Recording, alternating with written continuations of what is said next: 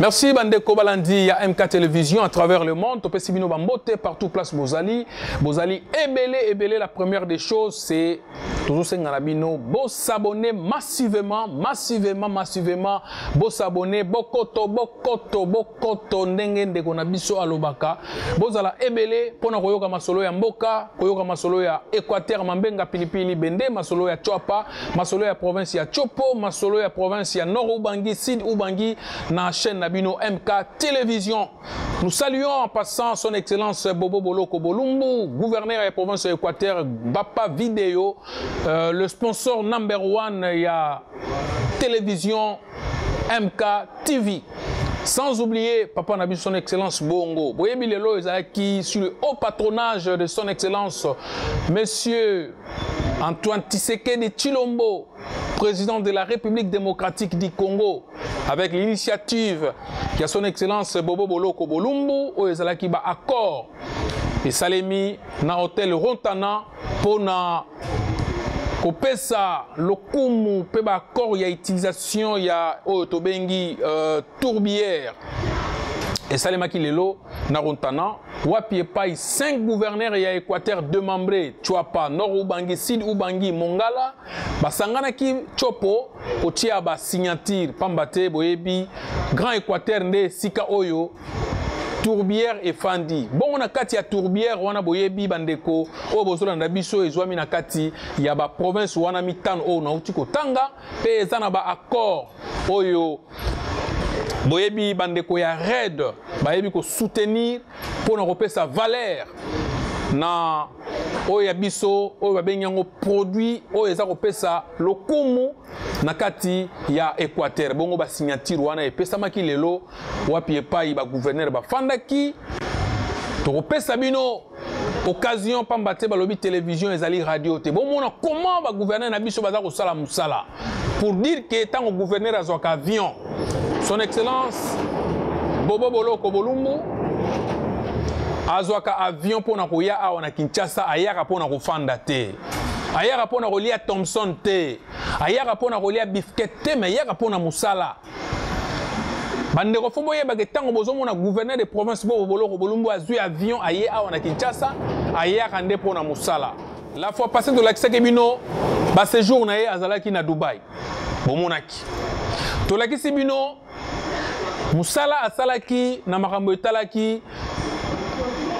makambo etali nutrition bomonaki na hôtel Fleuve Congo hôtel tolongo wana bomonaki lisusu na Rontana masolo ya son excellence Bobo Boloko Bolumbu na ba chef coutumier nyonso bomonaki bango tolakisaki bino azana Kinshasa mais aza ko intervenir pambate likama oyo esalemi na province na biso Équateur province de l'Équateur ezalaki touché na likama ya naufrage oyo esalemaki na mboka Mbandaka na Port Bankita bomonaki azali awa aza kotinda aza kopesa ba misolo aza kopesa ba ordre pona koyeba ko loger ba oyo bandeko na biso ba sinistré oyo batikalaki ba rescarpé oyo ya likama ya baleinière ya mboka Bolomba lelo lisusu toza kotiela bino bolanda discours ya tina oyo son excellence Bobo Boloko Bolumbu papa vidéo baza kobenga ye bango baza koloba ye aza kosala musala toke na Rontana ingénieur mise au point yoka lakisa kumba biso na Rontana bamona musala oyo papa gouverneur Bobo Boloko aye kosala na Kinshasa. On y va et on va revenir. S'est tenue à Kinshasa la première concertation des gouverneurs des provinces sur la préservation des tourbières. Nous, gouverneurs des provinces, respectivement de l'Équateur, de Maïndom, de la Mongala, du Sud Ubangi, de la Chopo et de la Chwapa, dont les entités sont connues pour abriter de plus vastes étendues de tourbières dans le monde. Réunis à Kinshasa ce jour du 21 octobre 2023 avec l'appui du programme intégré RED Équateur, PIRED Équateur, financé par le Fonds national RED, FONARED, et l'initiative des forêts de l'Afrique centrale, CAFI, avons organisé la première réunion de concertation interprovinciale sur les tourbières. Considérant la rencontre de Marrakech de 2016 en marge de la COP22 de la Convention cadre des Nations Unies sur les changements climatiques, où fut lancée l'initiative mondiale sur les tourbières, au cours de laquelle la vision à l'horizon 2050 et les objectifs stratégiques 2020 et 2030 ont été adoptés. Considérant les conclusions ici des différentes rencontres sur l'initiative mondiale sur les tourbières, dont particulièrement la troisième, tenue à Brazzaville le 22 mars 2018, sous le haut patronage des chefs d'État de la République démocratique du Congo et la République du Congo. Rappelons les rôles des forêts du bassin du Congo, deuxième massif forestier tropical humide après l'Amazonie, dans la régulation du climat mondial, incluant sa grande réserve de carbone. Considérons que les tourbières sont des trésors naturels de grande importance pour la planète et pour notre pays, la République démocratique du Congo, par leurs précieuses réserves de carbone qu'il faut préserver pour réguler le climat. Entretenir cette biodiversité unique et exceptionnelle est la fourniture de services écosystémiques qui garantissent des moyens de subsistance pour les populations locales. Rappelons que les tourbières découvertes dans la cuvette centrale congolaise, dans un état quasiment intact, présentent un grand intérêt non seulement pour sa biodiversité unique et exceptionnelle, adhérant à la volonté de continuer à faire la lutte contre les changements climatiques et de la promotion d'un développement inclusif et durable, une priorité pour être conforme avec les différentes conventions et autres accords et traités conclus dans ce cadre pour la République démocratique du Congo. Nous nous engageons à 1. œuvrer pour une coordination et une coopération interprovinciale agissante. Dans cette optique, nos provinces respectives s'engagent à mettre en place et à interagir à travers un cadre de concertation multisectoriel, multidisciplinaire et multi-acteurs pour assurer la gestion durable de cet écosystème partagé. 2. Au regard de la politique nationale de l'aménagement du territoire, œuvrer ensemble pour le développement et la promotion d'un modèle d'aménagement des territoires favorable à la gestion durable des tourbières et au développement socio-économique de nos provinces. À ce titre, une gestion rigoureuse y sera observée en veillant à ce que ces espaces ne soient ni drainés ni asséchés, de peur qu'ils ne constituent une bombe en matière des émissions de gaz à effet de serre. 3. Assurer la transformation de la croissance des économies de nos provinces concernées afin de promouvoir un développement inclusif et durable de manière à éradiquer la pauvreté extrême et améliorer le bien-être des populations locales en activant tous les leviers humains, financiers, techniques, technologiques et les opportunités offertes dans le cadre de l'économie verte. 4. Chercher des financements susceptibles de promouvoir des investissements durables compatibles avec la préservation des tourbières et le développement durable dans le but de favoriser et tirés des partenariats privés. À cet effet, nous invitons les partenaires techniques et financiers à nous accompagner dans la matérialisation de ces engagements. Faites à Kinshasa le 21 octobre 2023.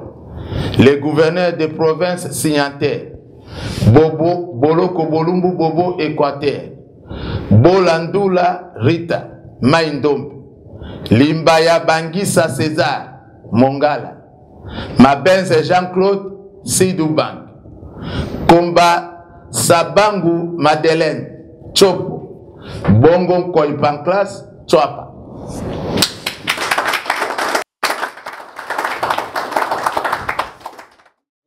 Kolanda papa gouverneur Bobo Boloko Bolumbu na discours auti ko sala na Rontana Hotel wapi epai auti ko sala ba accord na ba gouverneur misusu ya Équateur démembré Sud Ubangi Nord Ubangi Chwapa et puis bomoni na province ya Chopo. Nyonso wana eza kolakisa musala ndenge ye moko alobaka basala kape boni. Basala rapé boni bandeko, babolingo, bana ya Équateur. Tobete la papo e maboko. Azo kanga maboko te azo lala te. Aza toujours na musala. Pona koluka ko tombo la province ya Équateur pendant que bandeko mususu baza ko loka. Pendant que bandeko mususu baza ko loba, ye aza ko sala po Équateur ekende toujours liboso. Ba pesa valeur. Lelo tourbière wana tango musala nango ko salema e ko pesa bandeko na biso.